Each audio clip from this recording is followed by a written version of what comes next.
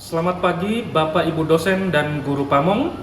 Saya Saprianus Woda, bekerja di SMA Gembala Baik, Pontianak.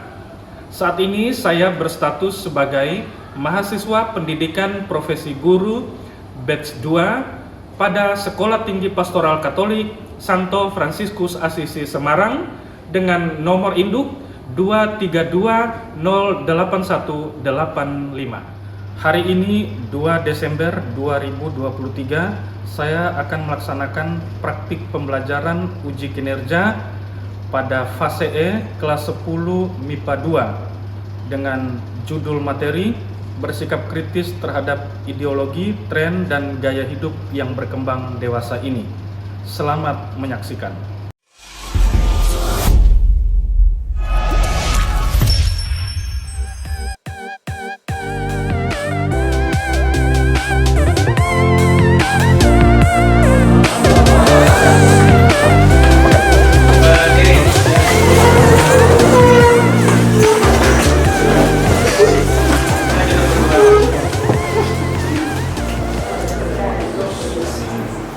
Selamat pagi Allah Bapa yang Maha Baik. Puji dan syukur kami aturkan kepadamu atas berkat-Mu dari malam tadi hingga pada pagi hari ini kami dapat berkumpul di ruang kelas ini. Dan sebentar lagi kami akan menjalankan aktivitas belajar mengajar kami. Mohon berkat-Mu atas rangkaian kegiatan kami ini agar dapat berjalan dengan lancar. Ya Bapa, segala doa dan permohonan ini kami serahkan ke dalam tangan-Mu melalui perantaraan Yesus Kristus, Juru Selamat kami. Amin. Dalam nama Bapa dan Putra dan Roh Kudus. Amin. Baik. Bagi salam. Selamat siang Pak. Selamat. Salah. Ada yang nggak masuk? Ada semua ya? Ada dua. Lalu dalam waktu dekat ini kita udah masuk penilaian sumatif akhir semester dan children. Ya. Jadi Bapak berharap kalian menjaga diri dan baik, terutama mempersiapkan segala sesuatu untuk keperluan penilaian itu, ya. Belajar, yang mempersiapkan diri, segala sesuatu yang berkaitan dengan tugas remedial, susulan. Harap kalian proaktif pada guru, ya. Ya. Supaya nanti tidak menjadi tunggakan sehingga nanti menyibukkan Anda, ya. Jadi harus dipersiapkan Anda. Terutama sekali itu menjaga kesehatan. Ini musim yang pancaroba, ya, mudah sekali terserang sakit. Harus menjaga kesehatan. Ada yang masih ingat pertemuan yang lalu? Ya, masih ya. Yang lalu kita bicara tentang kritis terhadap media massa, ya. Massa atau media sosial itu sama aja sih ya. Sama-sama. Nah, jadi hari ini nanti kita akan lanjut dengan pembicaraan seputar kritis terhadap ideologi, ya, tren dan gaya hidup yang berkembang dewasa ini. Jadi ada 3 tema besar yang dibicarakan di bagian soal manusia sebagai makhluk otonom. Yang pertama itu hati nurani. Nanti kemudian kemarin kritis terhadap ideologi. Lalu kemudian media massa. Lalu hari ini kita bicara tentang kritis terhadap ideologi, tren dan gaya hidup yang berkembang, ya. Ya. Seperti itu.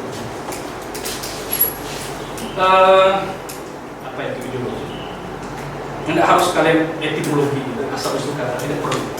Kalau Pak ideologi itu kira-kira ini, kira-kira yang paling pahami selama ini gitu. Oh, ideologi itu apa sebenarnya?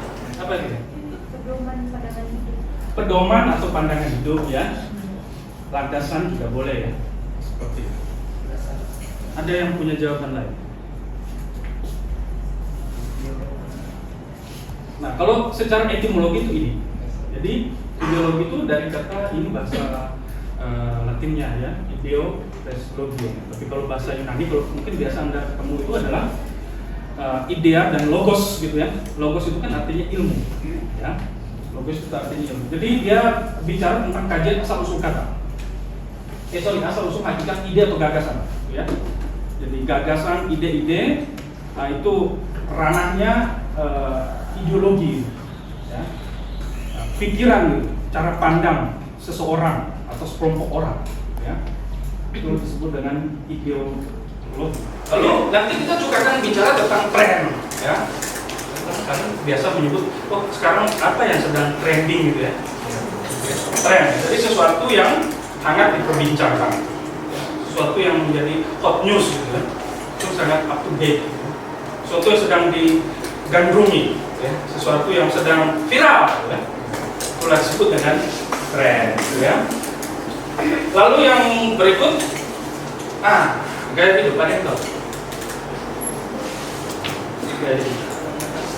Itu cara kita menjalani hidup kita sehari-hari. Cara kita menjalani hidup kita sehari-hari, ya. Oke. Jadi semacam lifestyle gitu ya. Sesuatu yang ya misalnya seperti kayak vegetarian atau menjadi vegetarian itu juga sudah menjadi lifestyle, ya. Bukan soal sekedar orang tidak makan daging saja, tapi juga sudah menjadi gaya hidup. Ya. Gaya hidup itu kan banyak model, ya. Salah satunya soal gaya hidup sehat, gaya hidup yang berkelanjutan sehat. Atau misalnya mencintai lingkungan itu juga menjadi gaya hidup dengan tidak membuang sampah, ya. Itu gaya hidup ya teman-teman, ya. Tidak semua ideologi itu baik. Ada ideologi yang tidak baik. Demikian juga tren dan gaya hidup. Maka kita perlu bersikap kritis. Kritis itu kan artinya orang yang tidak mudah menerima sesuatu. Selektif, ya. Orang yang bersikap selektif. Dia lihat, dia pertimbangkan secara baik itu sebelum memutuskan untuk menggunakan itu. Nah, sekarang tujuan dari kita mempelajari ini yang pertama itu supaya kalian tahu kira-kira secara sederhana apa pengertian ideologi, gaya hidup, dan tren ya. Lalu Anda bisa tahu mengidentifikasi jenis-jenis ideologi dan gaya hidup. Ada banyak sekali, ya. Lalu yang berikut, mampu menganalisis dampaknya. Itu yang penting. Inilah sikap kritis itu dibangun, gitu ya. Lalu yang terakhir kita juga mau melihat dari Lukas bab 4 atau 13 soal Yesus yang dicobai di padang gurun, ya. Bagaimana sikap kritis Yesus terhadap tawaran-tawaran, ya, tawaran-tawaran yang ditawarkan kepada Yesus oleh si iblis, gitu ya. Coba tadi yang sudah petunjuk untuk membaca, coba dibaca dulu dari Lukas bab 4 ayat 1 sampai dengan 13. Nah, boleh berdiri. Lukas itu di perjanjian baru, ya. Ya, baik, silakan berdiri. Pencobaan di padang gurun. Yesus yang penuh dengan Roh Kudus kembali dari Sungai Yordan, lalu dibawa oleh Roh Kudus kepada gurun. Di situ ia tinggal 40 hari lamanya dan dicobai iblis. Selama di situ ia tidak makan apa-apa dan sesudah waktu itu ia lapar. Lalu berkatalah iblis kepadanya, "Jika engkau anak Allah, suruhlah batu ini menjadi roti." Jawab Yesus kepadanya, "Ada tertulis, manusia hidup bukan dari roti saja." Kemudian ia membawa Yesus ke suatu tempat yang tinggi, dan dalam sekejap mata ia memperlihatkan kepadanya semua kerajaan dunia. Kata iblis kepadanya, "Segala kuasa itu serta kemuliaannya diberikan kepadamu, sebab semuanya itu telah diserahkan kepadaku, dan aku memberikannya kepada siapa saja yang kukehendaki. Jadi, jikalau engkau menyembah aku, seluruhnya itu akan menjadi milikmu." Tetapi Yesus berkata kepadanya, "Ada tertulis, engkau harus menyembah Tuhan Allahmu, dan hanya kepada Dia sajalah engkau berbakti." Kemudian ia membawa Yesus ke Yerusalem dan menempatkan Dia di hubungan Bait Allah. Lalu berkata kepadanya, "Jika engkau anak Allah, jatuhkanlah dirimu dari sini ke bawah. Sebab ada tertulis mengenai engkau, Ia akan memerintahkan malaikat-malaikatnya untuk melindungi engkau, dan mereka akan menantang engkau di atas tangannya, supaya kakimu jangan terantuk pada batu." Yesus menjawabnya, katanya, "Ada firman, jangan engkau mencobai Tuhan Allahmu." Sesudah iblis mengakhiri semua pencobaan itu, ia mundur daripadanya dan menunggu waktu yang baik. Nah, jadi ada 3 pencobaan, ya. Apa percobaan yang pertama? Batu menjadi roti, ya kan? Lalu yang kedua? menyembah iblis. Menyembah iblis, ya. Jadi iblis apa? Apa yang dilakukan iblis? Ingin memberikan Memperlihatkan kerajaan, ya, kekuasaan dan seterusnya itu kepada Yesus. Yesus. Lalu kalau kamu menyembah saya beri semua ini. Dan orang yang berada di bawah bimbingan Roh Kudus itu artinya orang yang siap melaksanakan firman Tuhan. Firman Tuhan, bukannya soal segala sesuatu yang sifatnya lahiriah. Karena iblis itu pun pikirannya itu yang lahiriah aja. Gitu.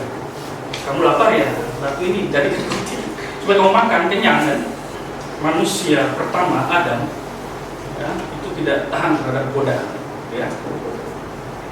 Mereka perlu Roh Kudus, tetapi mereka tidak tahan. Siapa yang mengikuti iblis juga gitu. Jangan makan buah itu, tetapi mereka tidak kritis gitu ya. Yesus itu sebagai Adam yang baru. Adam baru itu taat. Dia yang penuh Roh Kudus dan dia mau melakukan kehendak dan kehendak Tuhan, firman Tuhan. Ini manusia bukan hidup dari roti saja gitu. Hidup itu bukan soal perut saja gitu kan ya. Tapi juga soal bagaimana orang melakukan kehendak atau firman Tuhan. Lalu yang kedua, orang yang melakukan kehendak firman atau kehendak Tuhan atau firman Tuhan itu juga adalah orang yang berbakti kepada Allah, ya kan? Betul ya? Betul. Karena pencobaan kedua ini menyangkut harta, tahta, begitu ya. Orang sudah punya kekuasaan harta, tahta, dan tidak jauh dari wanita. Dekat sekali dengan celah untuk melakukan dosa. Itu kira-kira arti singkat tentang pencobaan kita. Padang gurun itu kita ini sebenarnya sedang berada di dalam padang gurun juga, secara rohani. Ya, kita itu sedang berziarah di padang gurun seperti itu. Pencobaan yang ketiga apa? Disuruh. Ya, Yesus diajak oleh iblis. Lalu apa kata iblis? Kalau ya, coba siapa? Kalau kamu apa katanya tadi? Anak loncat gitu ya, jatuh. Karena katanya ada tuh tertulis kalau kamu menjatuhkan diri, Tuhan itu tidak akan membiarkan kamu tuh sampai nyentuh tanah, tapi malaikat datang dan kemudian mengangkat kamu. Itu kata iblis. Nah itu apa? Godaan untuk mencobai Tuhan. Karena kita sebagai manusia kadang Tuhan, dosa orang Kristen gitu ya. Saya berbuat dosa, nanti punya gereja ini bukan dosa. Ada sakramen tobat gitu. Karena kita sering mencobai Tuhan Allah seperti itu. Memang Tuhan itu mengasihi kita karena kerahimannya, tapi dia tidak toleransi terhadap dosa gitu. Kalau orang sampai berpikir seperti itu, maka dia mencobai Tuhan Allah. Cobaan pertama, 2 dan 3 itu sebenarnya mau merepresentasikan kita sebagai manusia yang hidup ini, yang tidak jauh-jauh dari urusan perut gitu ya. Orang udah lapar, urusan perut, pasti tidak tahan emosi muncul, halal jadi haram jadi halal gitu ya. Akhirnya gitu deh. Percaya bahwa Tuhan pasti mengampuni saya. Ya Tuhan maha mengampuni sih, tapi kamu jangan mencobai dia. Dia marah juga, tapi jangan dilakukan dengan sengaja begitu. Bahwa dia maha mengampuni. Tuhan itu tidak toleransi terhadap dosa. Ya, dia mengasihi kita, tapi dia tidak toleransi terhadap dosa. Sesuatu yang dibuat secara sengaja gitu. Dosa itu kan dilakukan secara tahu dan mau. Orang tahu itu dosa, tidak baik, tidak benar. Tapi orang lakukan. Ingat, Adam dan Hawa jatuh karena mereka sudah tahu itu tidak benar, tapi mereka lakukan. Mencoba Tuhan. Nah, Yesus juga bersikap kritis ya. Dia percobaan pertama, kedua, dan ketiga, dia dijawab iblis. Iblis itu seorang profesor. Dia itu udah sangat terpelajar, pintar sekali. Jadi kadang-kadang kita seperti berjalan di pinggir jurang aja. Ya. Makin kita bilang kita dekat dengan Tuhan, makin kuat godaan. Begitu. Nah sekarang kita lihat kira-kira apa saja ideologi tren dan gaya hidup yang berkembang dewasa ini atau di dalam masyarakat ya. Ini macam-macam ideologi. Yang pertama nasionalisme. Saya pikir ini Anda sudah tidak asing dengan hal ini. Nasionalisme. Ada nasionalisme yang positif, yang baik. Artinya kita bangga terhadap bangsa kita, ya, terhadap budaya kita, terhadap keindonesiaan kita, tetapi tidak kemudian meremehkan bangsa lain. Itu nasionalisme yang positif. Tapi ada yang negatif, itu supranasionalis. Itu berarti mengagung-agungkan bangsa sendiri, lantas kemudian merendahkan bangsa lain. Itu jelas sesuatu yang tidak baik untuk relasi lintas bangsa ya. Nasionalis itu baik sekali. Orang kemudian bisa bersikap patriotik ya, atau menggunakan produk-produk dalam negeri gitu ya, sepatu ya dan seterusnya. Rusia tidak lagi seperti itu. Tidak. Korea Utara ya, Cina ya,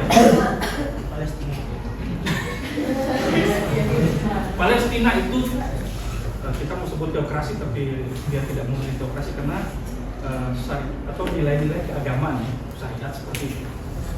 Iran itu teokrasi. Jadi apa ya? Kalau komunis ini kan berarti orang itu tidak boleh menuntut kekayaan pribadi, Pak.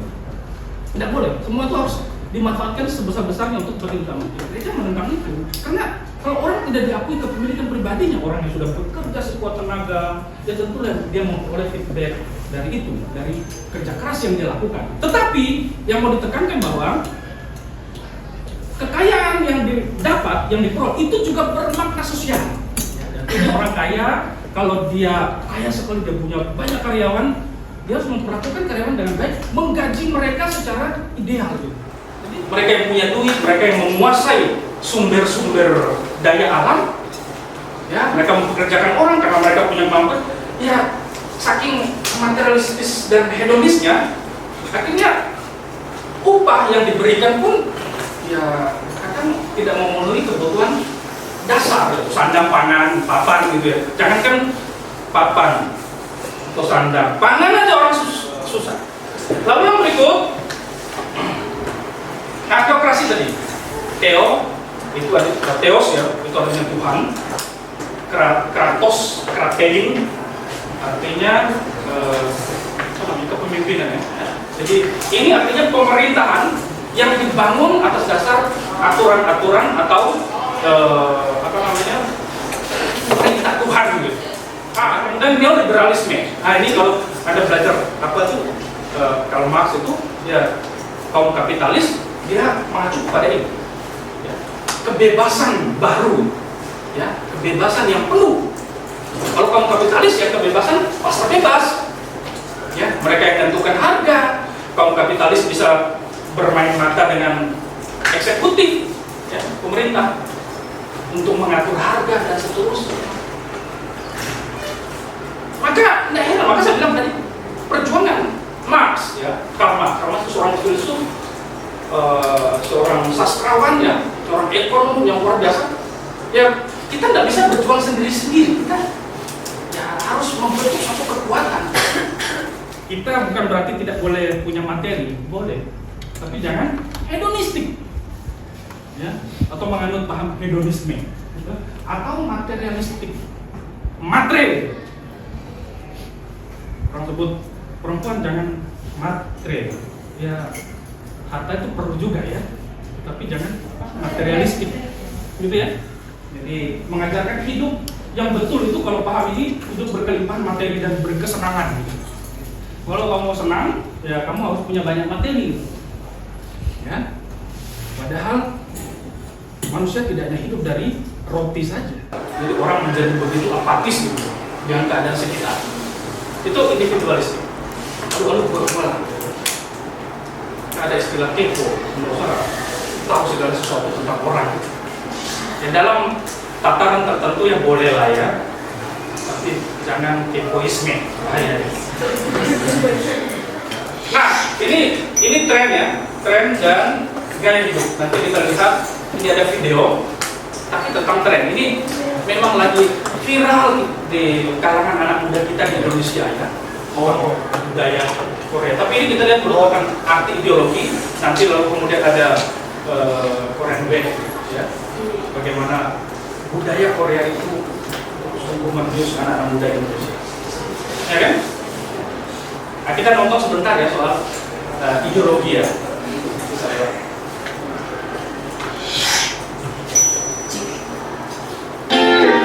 Jika kalian mendengar kata ideologi, apa sih yang ada di benak kalian?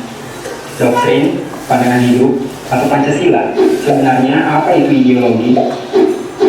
Kata ideologi pertama kali diperkenalkan oleh filsuf Prancis yaitu Descartes de Tracy pada tahun 1796. Karena kata ini pertama kali diperkenalkan oleh filsuf Prancis, maka dari itu kata ideologi berasal dari bahasa Prancis, yaitu ideologi. Ideologi merupakan gabungan dari dua kata, yaitu ideo dan logi. Ideo berarti ide atau gagasan, dan logi berarti ilmu. Ideologi adalah ilmu yang meliputi kajian tentang asal-usul dan hakikat ide atau gagasan. Ideologi. Lalu yang berikut, ini fenomena K-pop. Lalu, ini tren dan gaya hidup ya, Korea.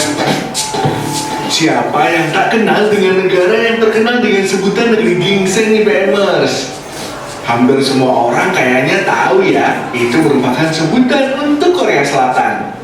Lalu video yang terakhir ya.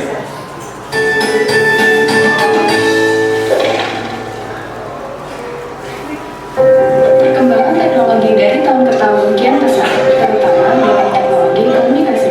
Oke, itu ya. Jadi Bapak pikir jelas ya videonya ya? Jelas, sangat jelas.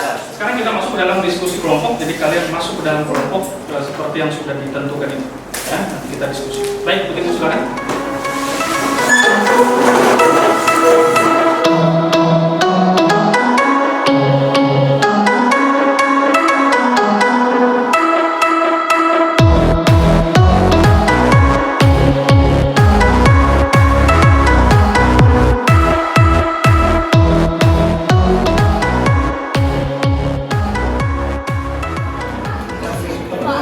Kalau misalnya kayak zaman sekarang kayak kemana-mana bawa HP, kalau sama temennya bawa HP, sampai nulis status setiap hari cuma curhatan. Nanti ya. Masalahnya sekarang itu remaja tuh lebih sering di dunia maya dibanding dunia nyata. Saya pikir waktu diskusinya sudah selesai ya. Kita masuk ke dalam presentasi kelompok. Kita mulai dari kelompok pertama ya. Silakan. Berikut kelompok ini. Selamat siang Pak Guru dan teman-teman. Pada kesempatan kali ini kami dari kelompok pertama akan mempresentasikan hasil diskusi kami. Nah, jadi yang pertama kami akan mendeskripsikan tentang fenomena dari Korean Wave itu sendiri. Fenomena Korean Wave ini merupakan fenomena di mana tersebarnya budaya pop Korea Selatan, di mana media sosial dan media massa ini menjadi peran penting dalam terjadinya penyebaran dari budaya-budaya Korea ke seluruh dunia, terutama salah satunya itu tersebar ke Indonesia. Nah, dari fenomena ini dapat kita ketahui bahwa anak muda saat ini itu menjadi lebih menyenangi produk-produk dari Korea Selatan dibandingkan dengan produk-produk lokal. Dan contohnya adalah tontonan dari anak-anak muda yang pada saat ini kebanyakan itu merupakan drama Korea, dan juga saat ini musik yang digemari itu yang lebih dinikmati itu adalah musik-musik Korea seperti K-pop boyband ataupun K-pop girl band. Selanjutnya adalah informasi penting yang dapat kami dapatkan dari video tersebut adalah Korean Wave memiliki dampak negatif dan dampak positif. Dampak positifnya bisa menjadi sarana hiburan dan menjadi terobosan bagi industri perfilman dan musik di Indonesia. Sedangkan dampak negatifnya, generasi muda menjadi lebih mengenal budaya Korea dibandingkan budaya sendiri, dan akhirnya lama-kelamaan budaya Indonesia akan memudar. Selanjutnya, sikap yang dapat kita terapkan untuk menghadapi permasalahan ini adalah kita bisa memiliki sifat yang kritis, memilih mana yang benar dan mana yang salah. Yang benar kita ambil, yang salah kita buang. Sekian dari presentasi kami. Apakah ada pertanyaan? Saya Cindy ingin bertanya, mengapa lebih mudah mempengaruhi suatu negara melalui generasi muda? Saya izin menjawab pertanyaan dari Cynthia. Kenapa suatu negara itu lebih mudah dipengaruhi oleh generasi muda? Karena generasi muda saat ini masih dalam proses pencarian jati diri, sehingga mereka lebih mudah untuk dipengaruhi oleh hal-hal yang sedang trending atau yang terlihat keren di mata mereka. Seperti contohnya saat ini tari-tari tradisional sudah tidak lagi dipopulerkan oleh generasi muda, yang mana generasi muda saat ini mempopulerkan tarian-tarian dari Korea seperti dance. Generasi muda ini sangat penting bagi Indonesia, bagi negara, karena yang nantinya akan menjadi penerus bangsa. Maka dari itu mereka memulai untuk mempengaruhi negara dari generasi muda itu. Sekian dari presentasi kami ucapkan terima kasih. Selamat siang Pak Guru dan teman-teman. Kami kami akan mempresentasikan hasil kerja kelompok kami. Sebelum tadi Pak Uda ada menayangkan video yang berjudul tentang tren dan gaya hidup pengaruh teknologi bagi para remaja masa kini. Dan Pak Uda telah memberikan pertanyaan-pertanyaan untuk kita diskusikan dalam kelompok dan dilanjutkan oleh Miki. Baik, yang pertama yaitu apa yang menjadi konteks pembicaraan yang terdapat pada video tersebut. Nah, di video tersebut dijelaskan bahwa kebanyakan remaja saat ini cenderung menghabiskan waktu dengan gadgetnya masing-masing, sehingga mereka ini lebih cenderung hidup di dunianya sendiri, yaitu di dunia maya, dibandingkan di dunia nyata. Dalam kata lain, mereka mengalami ketergantungan. Contohnya yaitu saat remaja sedang berkumpul dengan teman-temannya. Nah, di remaja saat ini, mereka lebih mensibukkan diri dengan gadgetnya daripada berbincang dengan teman-temannya. Selanjutnya saya akan menjawab pertanyaan kedua, yaitu informasi penting apa yang dapat kelompok peroleh dari video tersebut. Berdasarkan video yang kami nonton, kami mendapatkan bahwa ada suatu penelitian oleh Dr. David W. Goodman, smartphone mampu membuat penggunanya terbiasa melakukan multitasking. Hal ini membuat seseorang kesulitan fokus terhadap satu hal yang spesifik karena fokusnya mulai beralih dari hal satu ke hal yang lain. Dengan kata lain, daya konsentrasi mereka menurun. Nah, yang selanjutnya adalah menjawab pertanyaan ketiga, yaitu bagaimana sih sikap yang akan kita ambil, sikap yang tepat untuk menghadapi dari permasalahan tersebut. Nah, sikap yang dapat kita ambil untuk menghadapi masalah tersebut, yang pertama adalah dengan mengurangi penggunaan aplikasi yang kurang penting yang terdapat pada smartphone kita, seperti aplikasi game online dan juga aplikasi media sosial yang berlebihan. Selanjutnya, poin kedua dari sikap yang tepat untuk menghadapi permasalahan tersebut yaitu bersikap lebih bijak terhadap perkembangan teknologi seperti menggunakan aplikasi smartphone untuk kegiatan yang lebih positif. Nah, baik, untuk mengakhiri presentasi kami akan menarik sebuah kesimpulan yang akan merepresentasikan semua jawaban kami. Jadi, berdasarkan video yang kami tonton, permasalahan atau konteks utamanya adalah banyak sekali remaja yang ketergantungan dengan handphone saat ini, di mana mereka lebih mementingkan dunia maya dibandingkan dunia nyata. Nah, kemudian juga dilakukan penelitian oleh Dr. David W. Goodman bahwa ternyata sosial media ini dapat menurunkan daya konsentrasi seseorang, terutama pada remaja. Karena pada para remaja ini, mereka itu terbiasa melakukan multitasking melalui handphone, akhirnya mereka sulit fokus terhadap satu hal yang spesifik. Nah, kemudian untuk mengatasi semua itu kami menjabarkan beberapa solusi. Yang pertama itu mengurangi penggunaan aplikasi yang kurang penting seperti game dan juga media sosial, tapi cuma mengurangi saja kok, nggak sampai kita berhenti menggunakan aplikasi tersebut.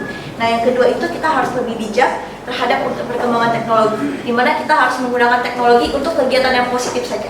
Nah, sekian presentasi dari kami. Apakah ada yang ingin bertanya? Saya ingin bertanya, kegiatan positif apa yang bisa didapatkan melalui smartphone?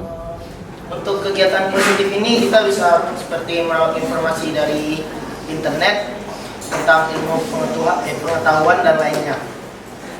Baik, untuk menambahkan jawaban dari Billy tadi kan Billy sudah memberikan contoh kegiatan positif, tapi kan itu untuk berguna bagi diri kita ya. Contohnya untuk mencari informasi di internet dan untuk mencari ilmu pengetahuan. Tapi ternyata melalui media sosial ini kita juga bisa memberikan kegiatan positif bagi orang-orang di luar sana. Contohnya kita mendirikan sebuah komunitas belajar. Jadi dengan bantuan teman-teman kita di sosial media, kita bisa mendirikan komunitas online untuk belajar bersama-sama. Contohnya di Instagram ataupun Twitter. Nah, melalui komunitas itu kita bisa sharing dan sebagainya. Nah, itu deh yang bisa kami sampaikan untuk menjawab pertanyaan dari Eka. Selamat siang Pak Guru dan teman-teman. Hari ini kami akan mempresentasikan hasil diskusi kami terkait ideologi. Saya akan menjawab pertanyaan yang terdapat di sini secara singkat. Jadi pertanyaan pertama, hal-hal yang kami temukan dalam video tadi adalah bahwa ideologi itu adalah dasar untuk suatu negara atau identitas untuk suatu negara, dan juga ditemukan dalam video ini bahwa ideologi itu ternyata banyak jenisnya, dan itu karena banyak jenisnya ideologi ini akan memberikan dampak baik sekaligus dampak buruk seiring dengan berjalannya waktu. Lalu informasi penting yang kami temukan dalam video ini adalah bahwa ideologi ini penting bagi suatu negara untuk dijadikan sebagai identitas suatu negara. Misalnya, Indonesia menganut ada ideologi Pancasila. Pancasila ini seperti yang kita tahu adalah suatu identitas dari negara kita sendiri kan, sebagai dalam bentuk untuk keberagaman yang ada di Indonesia. Yang terakhir adalah sikap yang tepat dalam menghadapi berbagai ideologi ini adalah kita kita harus bersikap kritis dan juga selektif dalam menghadapi dalam memakai banyaknya ideologi yang ada ini.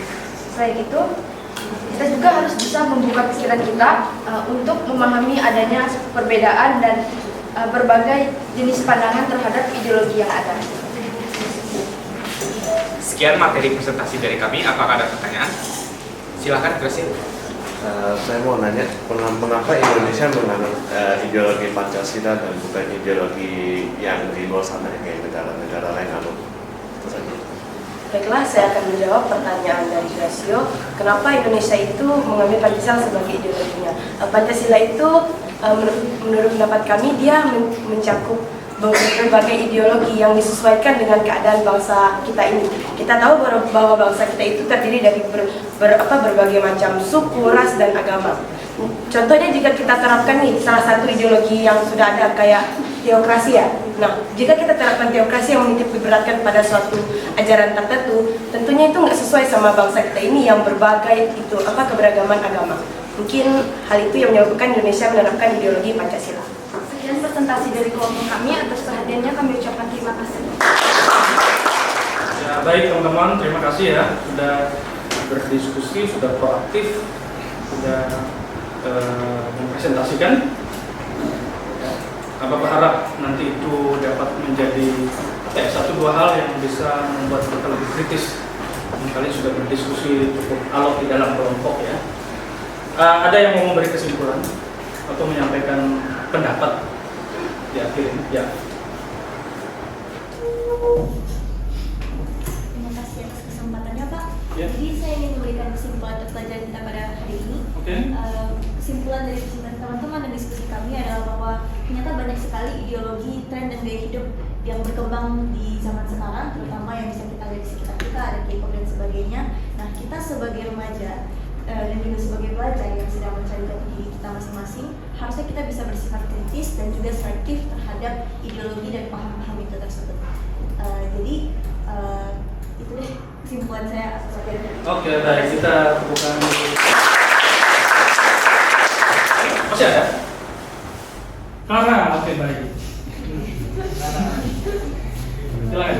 Jadi kesimpulan dari pembelajaran yang bersama-sama hari ini, di mana kita sebagai generasi muda ini saat ini dihadapkan dengan berbagai tantangan-tantangan, baik itu dari ideologi, gaya hidup dan juga tren yang sedang berkembang di masyarakat. Dan saya setuju sekali dengan kesimpulan dari Sharon juga, di mana ada banyak sekali dampak positif dan negatif dari hal-hal ini yang harus kita perhatikan.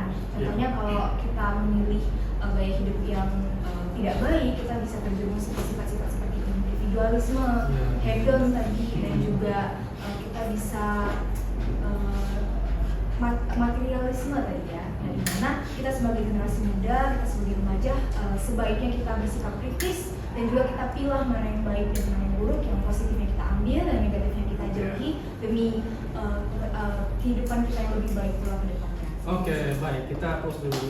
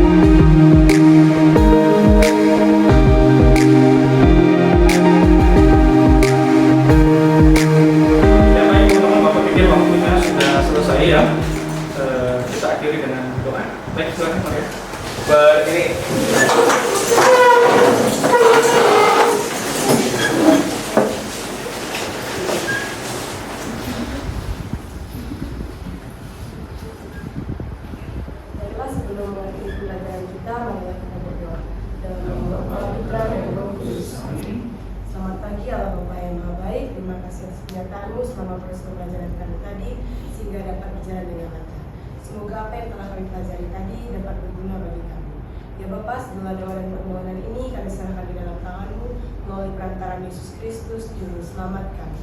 Amin. Dalam nama Bapa dan Putra dan Roh Kudus. beri salam. Terima kasih.